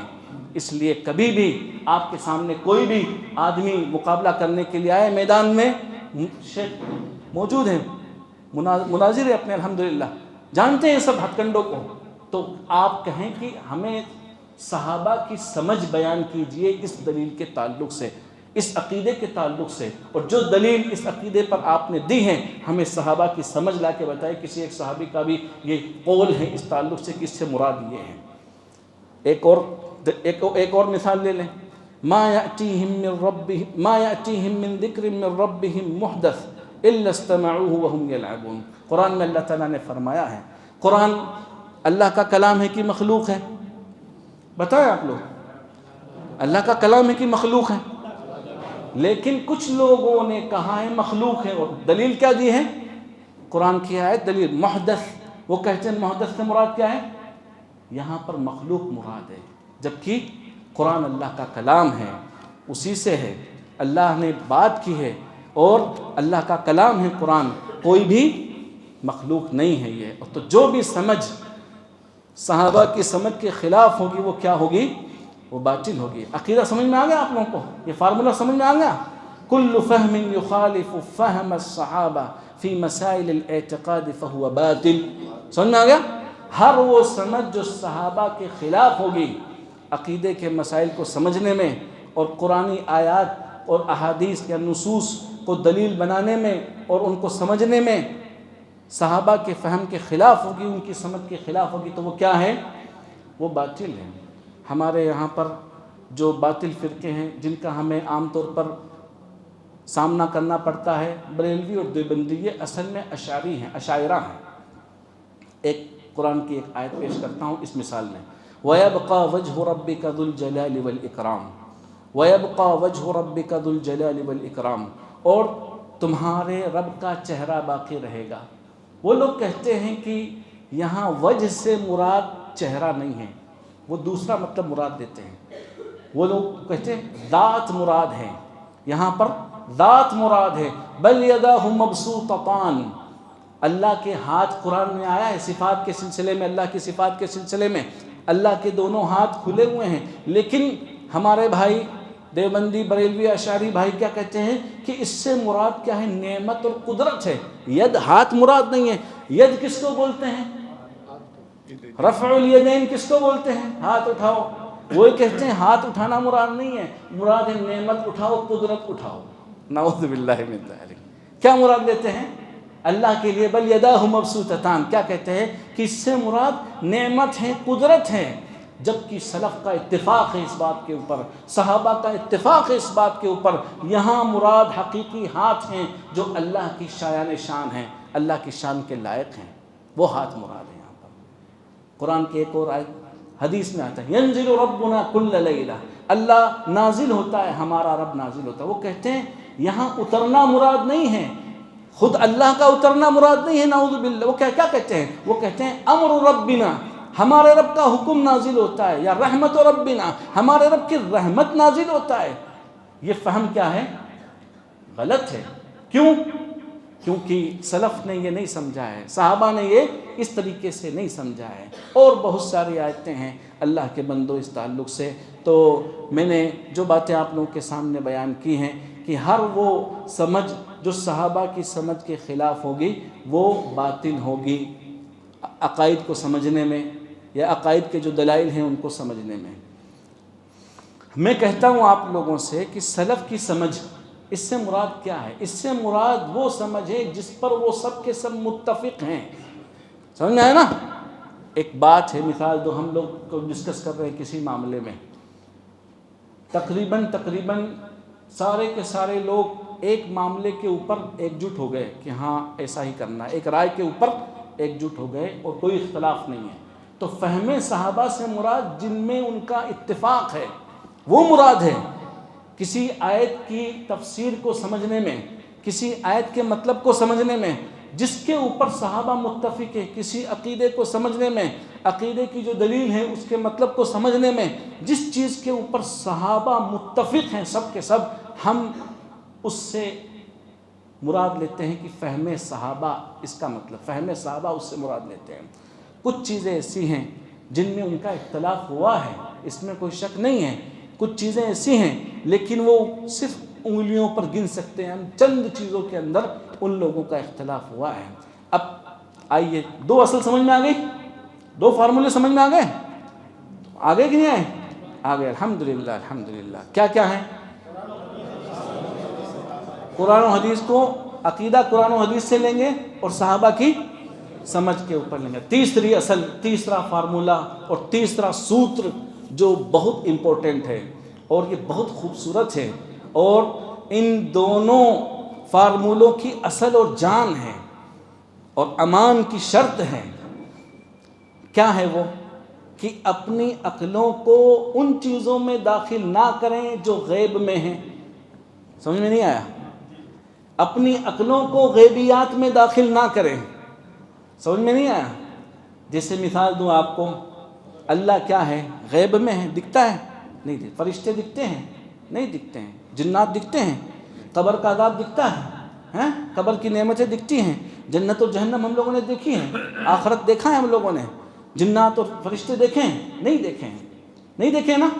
تو ہم اپنی عقلوں کو ان غیب کی چیزوں میں داخل نہ کریں. ہمیں جتنا قرآن میں بتا دیا گیا، اللہ نے ہمیں بتا دیا رسولوں کے ذریعے سے، یا رسول صلی اللہ علیہ وسلم نے بتا دیا، ہمیں اس کے اوپر ایمان لانا ہے. ہمیں اس کے اوپر کیا کرنا ہے؟ ایمان لانا ہے. کیوں؟ کیونکہ جب آپ عقل کو جب نقل میں داخل کرنے کی کوشش کریں، نقل کا مطلب قرآن اور حدیث، داخل کرنے کی کوشش کریں گے تو گمراہ ہو جائیں گے. اور بہت سارے فرقے اسی لیے گمراہ ہو گئے کیونکہ انہوں نے غیب کی چیزوں میں اپنی عقل داخل کر دی، اس لیے وہ لوگ گمراہ ہو گئے. اللہ نے جب عقل کو پیدا کیا تو اس کے کچھ حدود بنا دیے، اس کے کچھ طاقات بنا دیے، بس اس کا اتنا ہی پاور ہے، اس سے زیادہ یہ آگے نہیں بڑھ سکتی ہے. اگر آپ اس عقل کو اس کی حد سے زیادہ باہر نکال دیں گے تو آپ نقصان اٹھائیں گے، گمراہ ہو جائیں گے اور آپ غلط عقائد پال لیں گے. آپ ہو سکتا ہے مرتد بھی ہو جائیں، اللہ کا بھی انکار کر دیں، ناستک بن جائیں، ملحد بن جائیں، آپ دین سے خارج ہو جائیں. مثال دیتا ہوں، یہ کیا ہے؟ یہ موبائل ہے. اس کا کام کیا ہے؟ اس کی ایک حد ہے نا کام کرنے کی، استعمال کی، یوز کی، اس کی حد ہے. ایک مس کال آتے ہیں، ریسیوڈ کال آتے ہیں، ہے نا، ڈائل نمبر جو بھی ہے، میسیجز آتے ہیں، سوشل میڈیا کے کام آپ اس سے کرتے ہیں، اور بہت سارے، جس کا جتنا حد ہے وہ اتنا کام کرتا ہے. ابھی ان کا جو موبائل ہے وہ یہ والا کام نہیں کرے گا، ان کا پاس وہ والا ہے نوکیا والا، تو اس کی اتنی ہی حد ہے بیچارے کی. ہمارے پاس جو ہے، اب میرے سے اچھا ان کا موبائل ہے، آئی فون ہے ان کے پاس میں، لیٹسٹ ماڈل ہے، اس کی حد اس سے زیادہ ہے. سمجھ میں آیا کہ نہیں آیا؟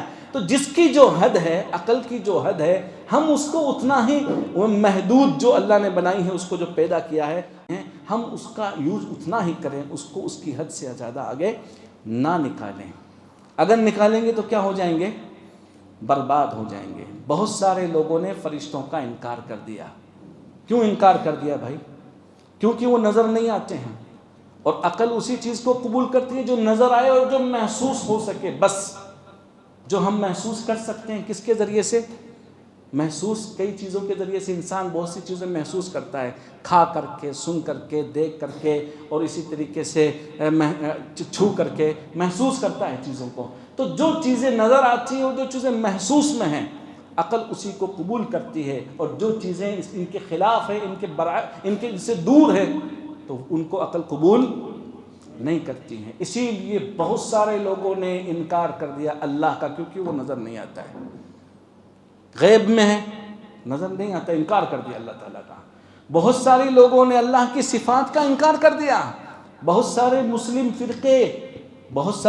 فرقے آج اس دنیا میں موجود ہیں، ہمارے بیچ میں رہتے ہیں، ان کی تعداد بہت زیادہ ہے ہم لوگوں کے مقابلے میں، لیکن گمراہ ہو گئے۔ میں مثالیں دوں گا آپ لوگوں کو کیسے گمراہ ہو گئے، عقل کے اعتبار سے مثال دوں گا بھی آپ لوگوں کو۔ دیکھیں، وہ کہتے ہیں فرشتے ہمیں نظر نہیں آتے ہیں، نہ ہم انہیں محسوس کر سکتے ہیں۔ قرآن اور حدیث میں فرشتوں کے تعلق سے بہت ساری آیتیں ہیں، انکار کر دیا انہوں نے، ان کے جو کام ہیں انکار کر دیا ان لوگوں نے۔ چلو بھائی، جنات کا بھی انہوں نے انکار کر دیا کہ نظر نہیں آتے، انکار کر دیا، عقل میں نہیں آتی، نظر نہیں آتے، محسوس نہیں کر سکتے، انکار کر دیا۔ ابلیس تو بہت خوش ہوتا ہوگا، چلو بھائی، قرآن میں فرشتوں کا ذکر ہے، آیتیں ہیں، جنات کا ذکر ہے، من الجنۃ والناس یا معشر الجن والانس، کتنی آیتیں ہیں، بے شمار آیتیں ہیں جنات اور انسان اور شیطانوں کے تعلق سے اور فرشتوں کے تعلق سے۔ انہوں نے فرشتوں کا آیتوں کا انکار کر دیا اور جنوں کی آیتوں کا انکار کر دیا۔ وہ کہتے ہیں، ہم پوچھتے ہیں بھائی تو اس کا یہ آیتیں اللہ نے نازل کی، کیا مطلب ہے ان کا؟ کہا اس سے مراد ہے قوت الخیر فی الجسم۔ ملائکہ کی جو آیتیں فرشتوں سے مراد کیا ہیں؟ انسان کے جسم میں خیر کی قوت ہے۔ خیر کی قوت سے مراد جس سے وہ نیک کام کرتا ہے، وہ ارادہ، وہ قوت، وہ طاقت، وہ پاور جس کے ذریعے سے وہ نیکیاں کرتا ہے، وہ مراد ہے۔ اس سے فرشتے مراد نہیں ہیں جو نورانی مخلوق ہے، جو ہمارا اہل سنت والجماعت کا عقیدہ ہے۔ سمجھ میں آ رہا ہے؟ جنات اور شیطان سے کیا مراد ہے؟ وہ کہتے ہیں اس سے مراد قوت الشر فی الجسم، جسم میں وہ قوت اور طاقت ہے جو انسان کو برائیوں کی طرف بلاتی ہے۔ اس سے مراد انسان اور جنات نہیں ہیں۔ تو کیا ہو گئے؟ گمراہ ہو گئے، انکار کر دیا، اللہ کا بھی انکار کر دیا، ان سب کا انکار کر دیا۔ کچھ لوگوں نے قبر کی زندگی کا انکار کر دیا۔ کہتے ہیں ہم کافر کی قبر کو جب کھودتے ہیں، منافق کی، کافر کی، مشرک کی، گنہگار کی قبر کو جب کھودتے ہیں تو ہمیں عذاب نظر تو نہیں آتا ہے، اور ہم اسی چیز کو مانتے ہیں جو نظر آتی ہے، عقل میں آتی ہے، اسی کو مانتے ہیں، جو عقل میں نہیں آتی اس کو نہیں مانتے ہیں۔ تو انہوں نے انکار کر دیا، یاجوج اور ماجوج کا انکار کر دیا، وہ حدیثیں، وہ قرآن کی آیتیں، ان کا انکار کر دیا، سب چیزوں کا انہوں نے انکار کر دیا، اور کہا کہ یاجوج اور ماجوج کی دیوار کا انکار کر دیا، ذوالقرنین نے جو بنایا تھا، وہ سد جو بنایا تھا، جو دیوار بنائی تھی، اس کا انکار کر دیا۔ کہتے ہیں کہ گوگل پہ سرچ کرو اگر آپ، تو ہر چیز آپ کو نظر آئے گی، آپ کا گھر تک بھی نظر آ جائے گا اگر آپ اپنے گھر کو سرچ کرو گے تو یہ تو اتنی بڑی چیز ہے، یہ تو ہمیں نظر ہی نہیں آتی ہے کہیں پر۔ اس کا مطلب یہ نہیں ہے، اس کا مطلب یہ نہیں ہے، عقل میں نہیں آتی یہ سب چیزیں، ساری چیزوں کا انکار کر دیا، غیب کی ساری باتوں کا انکار کر دیا۔ اشاعرہ کہتے ہیں قرآن کے اس آیت کے تعلق سے جو ہم لوگوں کا بنیادی عقیدہ ہے، اللہ کہاں ہے؟ اللہ کہاں ہے؟ اس آیت کا انکار بھائیوں نے کر دیا ہے۔ سمجھ میں آ گیا آپ لوگوں کو؟ اس آیت کا انکار بھائیوں نے کر دیا ہے۔ کیوں کیا؟ کیونکہ عقل میں نہیں آتی ہے، عقل میں نہیں آتی ہے۔ کہتے ہیں کہ اگر اللہ عرش پر ہے تو اس سے یہ لازم آئے گا کہ اللہ عرش کا محتاج ہے۔ دیکھو اپنی عقل دوڑائی کہ نہیں دوڑائی؟ اللہ کیا ہے؟ عرش کا محتاج ہے۔ اگر عرش کو اللہ سے دور کر دیا جائے تو اللہ کیا ہو جائے گا؟ نعوذ باللہ من ذالک، نعوذ باللہ من ذالک۔ اللہ اپنے عرش پر مستوی ہے، جیسے اس کی شایان شان ہے۔ امام مالک کا عقیدہ ہے کیا؟ انہوں نے کہا الاستواء معلوم، استوا کیا ہوتا ہے؟ یہ استوا ہے، اس کو استوا بولتے ہیں، وراجمان ہونا، اس کو استوا بولتے ہیں، معلوم ہے، سب جانتے ہیں۔ والکیف مجہول، لیکن کس طریقے سے استوا ہے، اللہ تعالیٰ مستوی ہے، ہمیں اس کا علم نہیں ہے۔ والسؤال عنہ بدعہ، اور اس کے بارے میں یہ کہنا اللہ کو عرش کی ضرورت ہے، اللہ عرش کا محتاج ہے، اور عرش کو ہٹا دیا جائے تو اللہ نعوذ باللہ نیچے آ جائیں گے، یہ کیا ہے؟ اپنی عقل کو قرآن کی اس آیت کے اندر گھسیڑ دیا اور غیب کی بات میں داخل کر دیا۔ تو کیا کر دیا؟ استوا کا انکار کر دیا۔ کیا کر دیا؟ اللہ کی صفت کا انکار کر دیا۔ اور چاروں ائمہ کا یہ عقیدہ ہے، بلکہ سلف کا متفق علیہ عقیدہ ہے، لیکن اس سلسلے میں ہمارے دیوبندی بھائی اور بریلوی بھائی یہ سب گمراہ ہو گئے اس سلسلے میں. اگر آپ ان سے پوچھیں گے اللہ کہاں ہے تو کہیں گے ہر جگہ ہے، ہر چیز میں ہے، بولیں گے نا. تو گمراہ ہو گئے. کیوں؟ غیبیات کے اندر اپنی عقل کو داخل کر دیا. اور ایک بات سن لیں آپ لوگ، عالم غیب عالم شہادت سے بڑا ہے. نہیں سمجھے آپ اس کا مطلب؟ یعنی جو چیزیں نظر آتی ہیں وہ تو کچھ بھی نہیں ہیں، اور جو نظر نہیں آتی ہیں غیب میں ہیں وہ بہت بہت زیادہ ہیں. اس کی مثال ایسے ہی ہے جیسے عالم غیب ایک قطرہ ہے سمندر کے، عالم شہادت جو نظر آنے والا دنیا ہے وہ تو قطرہ ہے اس کے مقابلے میں جو نظر نہیں آتی ہے. سمندر ہے وہ تو نہیں نظر آتی ہے. سمجھ میں آیا کہ نہیں؟ مثال دیتا ہوں. کرسی اللہ کی دیکھی ہے آپ نے؟ اللہ کی کرسی دیکھی ہے؟ حدیث میں آتا ہے کہ 7 آسمان اور 7 زمین کرسی کے مقابلے میں کیا ہے؟ ایک حلقہ، ایک چھوٹا سا لوہے کا ایک ٹکڑا جسے ریگستان میں ڈال دیا جائے. اس ٹکڑے کی اس ریگستان کے مقابلے میں کیا ویلو ہے بتاؤ؟ کتنا ہے وہ؟ کچھ نہیں ہے، بالکل کچھ نہیں ہے اس کے مقابلے میں. اسی طریقے سے اللہ کی کرسی ہے جو کیا ہے ہم نے نہیں دیکھی ہے، غیب میں ہے. جو کیا ہے؟ غیب میں ہے. اسی لیے آپ قرآن میں دیکھیں گے اللہ تعالیٰ نے جب عالم الغیب والشہادہ کہا تو پہلے غیب کا ذکر کیا. عالم الغیب والشہادتی، غیب کی دنیا کا پہلے ذکر کیا، پھر بعد میں جو نظر آنے والی ہم لوگوں کو دنیا ہے اس کا ذکر کیا ہے. تو غیب کی دنیا بہت بڑی ہے.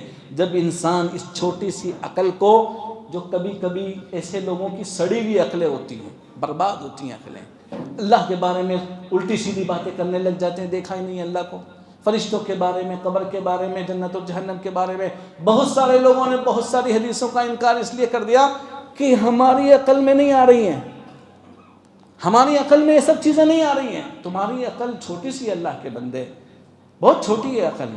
اس لیے ہم اہل سنت والجماعت کا یہ عقیدہ ہے کہ ہم غیبیات کے اندر اپنی عقل کو داخل نہیں کرتے ہیں، اور غیب کے تعلق سے جتنے ہمارے عقیدے ہیں ہم انہیں وہیں سے لیتے ہیں جہاں سے ہمارے سلف نے لیا، یعنی قرآن اور حدیث سے. اسی طریقے سے سمجھتے ہیں جیسے ہمارے سلف نے ان کو سمجھا ہے.